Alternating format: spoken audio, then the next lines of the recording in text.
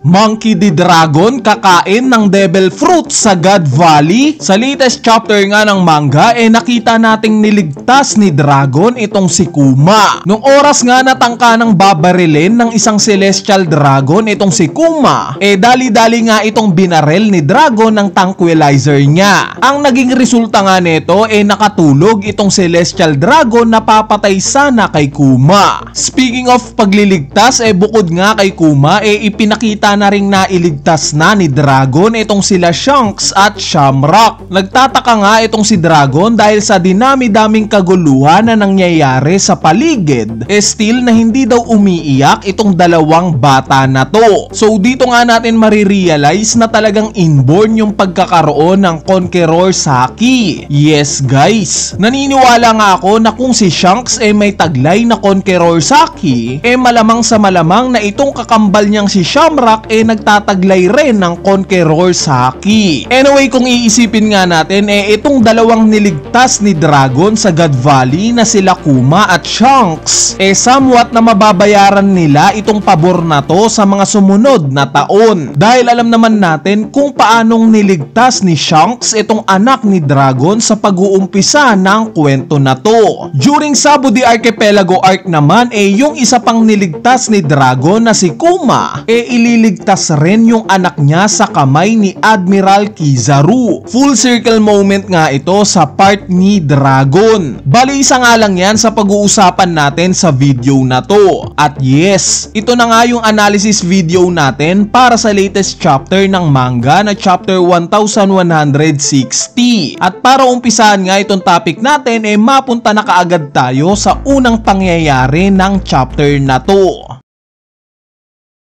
Sa unang scene nga ipinakita itong Davy family. Kinumpirma nga ni Gorosei Saturn na yung tinutukoy ni Garling na nadiskubre daw niya sa God Valley in fact na itong Davy clan pala. Kapansin-pansin nga sa Davy family yung similarity ng ilan sa kanila sa katawan ng isang buccaneer. Malalaki ang torso at may maliliit na binti. Actually hindi naman kinumpirma sa chapter na to na talagang buccaneer ang lahat ng miyembro ng Davy family. Taliwas nga ito sa lumabas na information sa spoilers. Marahil pwede nating sabihin na yung ilan lang sa Davy family ang may lahi ng buccaneer, since evident nga yan sa ibang miyembro nila. Sa sumunod na panel naman ipinakita nga yung naging pagkamatay ng nanay nila Shanks. Same as sa tangkang pagtulong ni Dragon dito. Maraming ang nagsasabi na gusto daw nilang makita si Admiral Akainu sa nangyaring God Valley incident.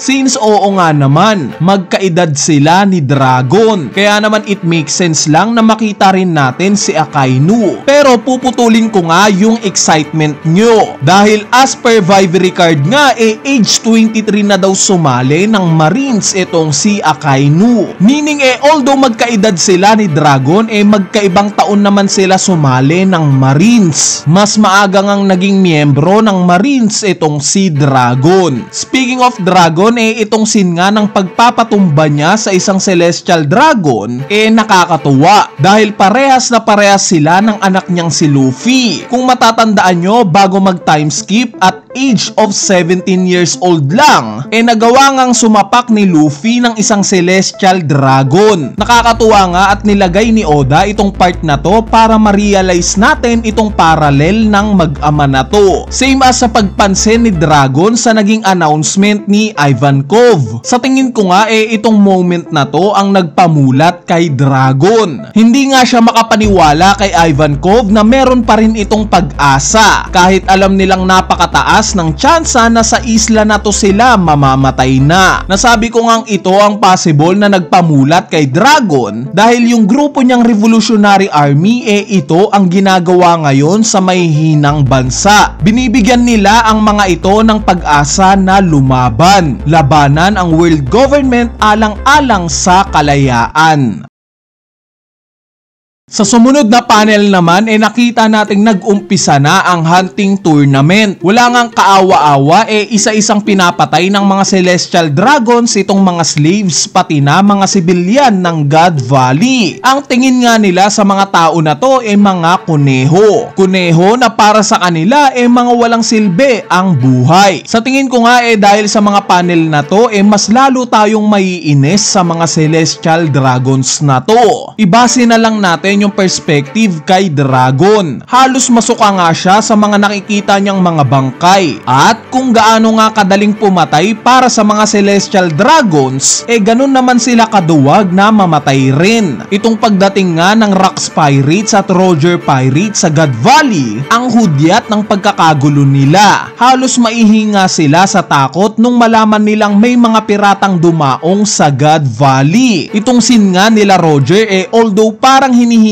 nga ni Oda itong karakter ni Roger dahil sa nakita natin siyang nadapa. Sa tingin ko nga na comedic approach lang yung nais ni Oda sa panel na to. Kumbaga similar kay Luffy na sa mga seryosong sitwasyon nakakakuha rin tayo ng comedic approach sa kanya. Sa part naman ng pagdating ng Rax Pirates dito nga ako mas bumilib sa karakter ni Sebek. Bakit? Dahil imbis nga na i-announce niya sa pirate crew niya na ang i-priority yung mag-ina niya, hindi nga niya ito ginawa. Bagkos in-announce niya kung ano yung tingin niyang gusto ng pirate crew niya, which is yung mga kayamanan, yung mga legendary devil fruits, at syempre yung iligtas si Shaki. Kumbaga sa perspective ni Sebek cargo niya yung mag-ina niya, kaya siya mismo ang magliligtas sa mga ito. Nakakabilib nga ito dahil masasabi nating may confidence talaga siyang labanan ang kahit na sino. Although napakalalakas ng mga kasamahan niya hindi nga niya to tinake advantage para sa pansarili niyang kapakanan. Very opposite nga sila ni Buggy. Si Buggy na isa sa mga design ng bagong labas nating t-shirts. Yes guys, may bagong mga design nga tayo. Bukod nga sa Cross Guild meron din tayong Trafalgar Law, Goldie Roger at iba pa. Available na nga ito ngayon sa Shopee page natin. Kaya naman kung trip nyo ngang bumili